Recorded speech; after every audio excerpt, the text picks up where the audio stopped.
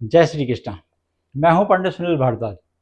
बात करेंगे देवगुरु बृहस्पति का 2 तारीख को राशि परिवर्तन। 2 जून को राशि परिवर्तन होने जा रहा है और ये राशि परिवर्तन देवगुरु बृहस्पति का आपके लिए कितना कल्याणकारी है, क्या रहेगी गोचर की स्थिति और सभी राशियों पर इसका क्या प्रभाव पड़ेगा और कौन से छोटे से उपाय कर लिए जाएं जिसके करने से आपकी राशि और बलवान हो। तो जी, आज हम ये समझते हैं कि देवगुरु बृहस्पति का राशि परिवर्तन होने जा रहा है, जो लगभग 390 दिन से 395 दिनों तक रहता है परिवर्तन। अब इसका परिवर्तन करीब करीब आप ये मान लें 12 से 13 मास, ये एक समय है जो देवगुरु बृहस्पति का, क्योंकि ये 12 साल बाद ये असर होता है कि देवगुरु बृहस्पति पुनः उस राशि में आ जाते हैं। अब ये तो हमने आपको समय बताया। अब क्योंकि 2 जून से मंगलवार को दिन होगा 2:25 से ये अपनी शत्रु राशि यानी मिथुन राशि से निकलकर उच्च की राशि कर्क राशि में 31 अक्टूबर तक रहने वाले हैं। हालांकि उसके बाद भी इनका परिवर्तन होगा, तो फिर ये लगभग जो है 5 महीने यहाँ रहने के बाद सिंह राशि में चले जाएंगे। और क्योंकि अभी वर्तमान में देवगुरु बृहस्पति सीधी चाल चल रहे हैं। अब यहां पर एक चीज और समझने की है कि करीब ये मान लीजिए कि 17 मई से 15 जून तक पुरुषोत्तम मास चल रहा है और वहीं पे 15 जुलाई से 9 अगस्त तक गुरु अस्त भी रहेंगे। कोई शुभ कार्य, कोई मांगलिक कार्य, इसमें थोड़ा सा परहेज करते हैं। यहां पर हम देखेंगे कि देवगुरु बृहस्पति की जो स्थिति पुनर्वसु नक्षत्र और पुष्य नक्षत्र में यहां पर कर्क राशि में आ जाएंगे। ये 2 जून 2:25 AM के बाद की कुंडली है, ये है दिन की कुंडली। तो इस समय करीब करीब देवगुरु बृहस्पति अपनी राशि में यानी उच्च की राशि में आ जाएंगे। अब इसका प्रभाव, क्योंकि इस साल गुरु बहुत ज्यादा अतिचारी रहे, कभी ये जब बार बार गुरु राशि परिवर्तन करते हैं तो उसको अतिचारी बोलते हैं, जबकि ये तो 2032 तक रहने वाला है। ये समय इसका बहुत ज्यादा है। अच्छा, ऐसे में गुरु अतिचारी भी रहते हैं। जो ये योग बनेगा इसको बोलेंगे हंस महापुरुष राजयोग। ये योग कहलाता है, एक गुरु का धन योग कहलाता है, जिसको बोलते हैं हंस महापुरुष राजयोग। ये बहुत बड़ा योग कहलाता है, क्योंकि जिनकी कर्क राशि है उनके लिए तो समझ लीजिए दिन दुगनी रात चौगनी तरक्की देंगे ही देंगे। इसके अलावा भी जब गुरु की स्थिति उच्च की हो जाती है तो वो तमाम राशि वालों के लिए कुछ ना कुछ तो देते ही हैं।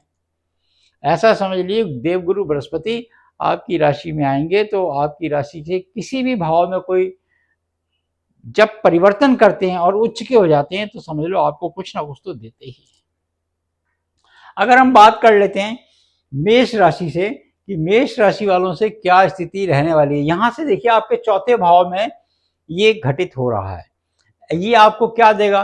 चौथे भाव में उनमें सुख सुविधाओं को बढ़ाएगा, आपकी सुख सुविधाओं की वृद्धि करेगा, जीवन में शांति प्रदान करेगा, प्रॉपर्टी से जुड़े मामले आपके बढ़ा सकता है, आपकी सोच बहुत अच्छी कर सकता है, यानी कि आप आशियाने के प्लान कर सकते हो।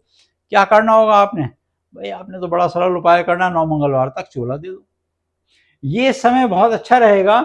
31 अक्टूबर तक का जो समय, इसके बीच में आपके 9 मंगलवार आ जाएंगे, चूल्हा दे दो। इससे बढ़िया कुछ नहीं मौका आपके पास आशियाने का योग बनेगा। वहीं अगर हम बात कर लेते हैं वृषभ राशि की, तो वृषभ राशि की जब हम बात कर रहे हैं, ये 2 नंबर की राशि होती है, तो सूर्य यहाँ पहले से ही विद्यमान है, क्योंकि आपके तीसरे भाव में राशि परिवर्तन हो रहा है। अब देवगुरु बृहस्पति यहाँ से एफर्ट्स हाउस की बात कर लेते हैं। आपके यहाँ से एफर्ट्स हाउस में देवगुरु बृहस्पति जब करें तो कार्य क्षेत्र में जितने सहपाठी हैं बच्चों के लिए या जितने सहकर्मी हैं उनके लिए आपकी बड़ी यात्राएं कर सकते हैं, उनसे आपको बहुत ज़्यादा सहानुभूति मिल सकती है। कहीं ना कहीं मिथुन राशि वालों को तो यहाँ पे प्रभाव मिलेगा ही मिलेगा, क्योंकि इसके राशि स्वामी मिथुन राशि में बैठे हैं। आपको एक विशेष लाभ ये मिल सकता है कि आपके जो काम करने के लोग हैं वो आपको हेल्प कर सकते हैं। क्या करना होगा? बड़ा अच्छा उपाय। भाई राशि स्वामी शुक्र है, तो शुक्र को कुछ ना कुछ दो, यानी कि किसी स्त्री को, किसी महिला को, किसी पुत्री को, कोई भी स्त्री हो उसको आप कुछ ना कुछ पोशाक आदि अवश्य भेंट दें। बात कर लेते हैं अगर हम मिथुन राशि की। भाई मिथुन राशि से द्वितीय भाव में घट रहा है, द्वितीय भाव में धन का स्थान भी कहा गया है। ये आपके गोचर में एक ऐसी स्थिति है जहां से आपको आर्थिक दृष्टिकोण से बहुत महत्वपूर्ण है, क्योंकि आपके लिए बेहद शुभ है ये। और शुभ में क्या होगा, धन संचय कराएगा, धन लाभ कराएगा, अटके हुए काम पूरे होंगे, पैसा कहीं अटक गया वो मिल सकता है आपको। तो योजनाएं आपकी फलीभूत होती नजर आएंगी। क्या करें आप उपाय, बड़ा सरल उपाय आपके लिए उपाय यह है कि बुधवार के दिन गाय को कुछ ना कुछ हरी सब्जी दो या अपने वजन के बराबर चारा दे दो। ये बड़ा अच्छा उपाय है आपके लिए। अब हम बात कर लेते हैं कर्क राशि की। कर्क राशि में तो उच्च के होने जा रहे हैं, तो आपके लिए राजयोग है, हंस राजयोग आपके पास बना हुआ है। यहां तक कि हंस महापुरुष राजयोग ये निर्मित है। इसका मतलब क्या हुआ, आपके सब काम बन जाएंगे, बच्चों का एडमिशन का, कारोबार का, जॉब का, आशियाने का, वाहन का। 12 साल के इंतजार के बाद आपकी बहुत सारी मनोकामनाओं की पूर्ति होती नजर आ रही है। 12 साल बाद नए काम करेंगे तो उसमें अपार सफलता के योग हैं। पुराना काम आपका पुनः बहुत अच्छा चलेगा। जीर्णोद्धार होता नजर आ रहा है इस राशि का। कितनी बड़ी बात है। क्या करें, चंद्रमा को अर्घ अवश्य दें, चंद्रदेव की उपासना करें, तो आपकी राशि और बलवान होगी, नजर नहीं लगेगी। सिंह राशि की जब हम बात करते हैं, आपके 12वें भाव में हो रहा है, खर्चे तो बहुत कराएगा, एक्सपेंडिचर तो बहुत कराएगा, मगर आध्यात्मिक कार्यों में भी रुचि लाएगा और यात्राएं भी देगा, तो यात्राओं से आपको लाभ के अवसर मिलेंगे। कितनी बड़ी बात। क्या करना होगा, तांबे के बर्तन में, तांबे की थाली में, तांबे के लोटे से ये सब आपने दान देना है, सूर्य को अर्घ देना है। इसमें फल भर के देने हैं तांबे की थाली में, तांबे की गरवी मिल जाए, लोटा मिल जाए, उससे सूर्य को अक्षत रोली या गुड़ डाल के अर्घ दीजिए। इससे आपकी राशि और बलवान होगी। बात कर लेंगे अगर हम कन्या राशि की। जब हम कन्या राशि की बात कर रहे हैं तो कन्या राशि से 11वें भाव में लाभ का घर है। आपका जो काम कर रहे हैं उसमें बढ़ोतरी होगी। बस समझ लीजिए, जो काम कर रहे हैं, जो क्षेत्र कर रहे हैं या जो करना चाहते हैं उसमें सफलता मिलने के योग बनेंगे। अपने वजन के बराबर गौ को एक बुधवार भी चारा दे दो शुक्ल पक्ष में। 13 अक्टूबर तक की अपॉर्चुनिटी दी आपको, कितना बड़ा योगदान मिलेगा, करके देखिए। बात करेंगे तुला राशि की। जब हम तुला राशि की बात कर रहे हैं तो 10वें भाव में यानी कि कार्य क्षेत्र में गुरु का राशि परिवर्तन, वो भी उच्च का, तो पदोन्नति दिला सकते हैं, नई योजनाएं बना सकते हैं, जिम्मेदारियां बढ़ा सकते हैं, कार्य क्षेत्र बढ़ा सकते हैं, बिजनेस बढ़ा सकते हैं, प्रमोशन दिला सकते हैं।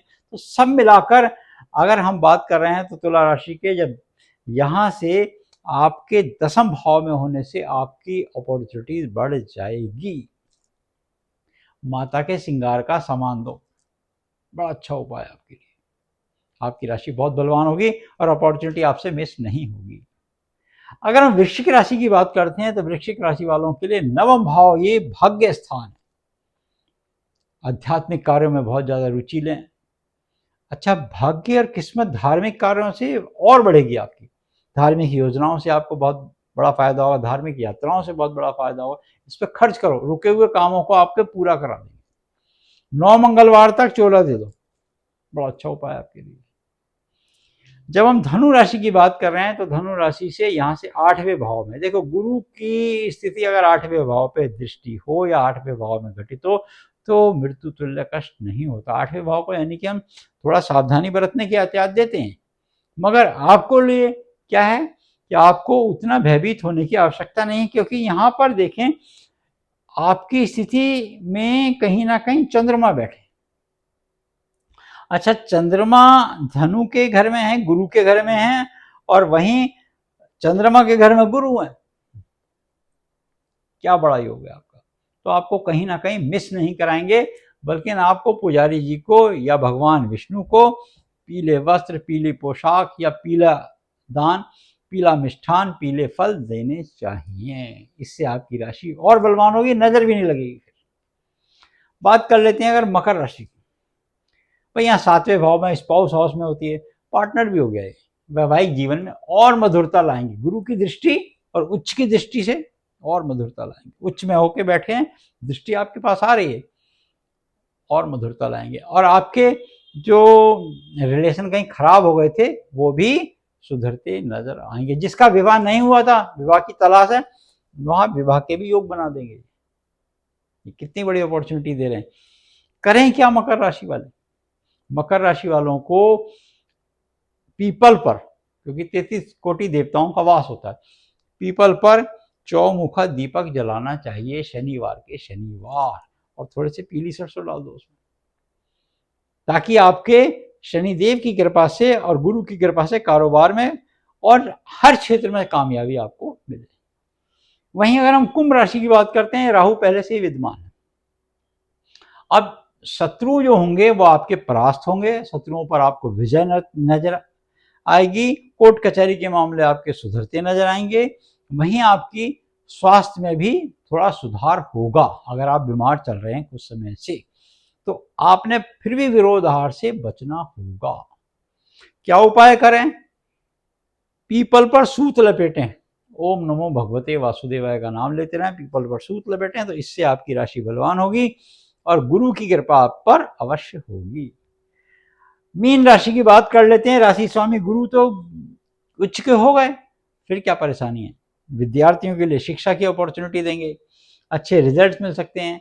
संतान के प्रति आपको, और 5वें भाव में संतान के प्रति आपको और खुशखबरी मिल सकती है, तो शुभ समाचार मिलता नजर आएगा संतान आपकी, और कहीं ना कहीं आपके लिए कोई योजनाएं बना सकती है, कोई काम कर सकती है, तो उसमें सफलता मिलेगी, आपकी प्रसन्नता और बढ़ेगी। विद्या का भी संतान है, बच्चों के लिए पढ़ाई के लिए एजुकेशन के और क्षेत्र खोल सकते हैं, अच्छे नंबर आ सकते हैं। विद्या, बुद्धि, संतान कहीं ना कहीं मिला के यहाँ से एकादश भाव को जब देखते हैं तो और स्थिति आपकी बढ़िया होती है। यहाँ पे देखें, क्योंकि गुरु की स्थिति हमेशा देखी जाती है। गुरु पंचम भाव में, मान लीजिए आपकी कुंडली में यहाँ गुरु, ये आपका पंचम भाव है, ये तो हमने कर्क लगन की बनाई है, तो यहाँ पंचम भाव है, तो यहाँ से सीधी एकादश लाभ भाव को देखते हैं। तो लाभ भाव बच्चे आपको तरक्की जब खुद करेंगे तो आपको खुशहाली महसूस होगी, यानी कि आपकी प्रसन्नचित्त मुद्रा और बढ़ सकती है। आपको उपाय क्या करना है? इसका उपाय बड़ा सरल है कि मीन राशि वालों को पीले फल, पीली धोती, पीला गमछा या पीली पोशाक भगवान राम, कृष्ण, विष्णु के मंदिर में, लक्ष्मी नारायण के मंदिर में भेंट देनी है। इससे आपके बच्चों की सुरक्षा होगी, आपकी बुद्धि और तीक्ष्ण होगी और आपको लाभ भी मिलता नजर आएगा। तो आज हमने जाना कि 2 जून मंगलवार को गुरु का राशि परिवर्तन 12 साल बाद आपके लिए कितना कल्याणकारी रहेगा। अगर आप भी कुछ सवाल पूछना चाहते हैं, आपका भी कोई प्रश्न है, तो हमें कमेंट सेक्शन में जाकर लिख सकते हैं। जय श्री कृष्ण।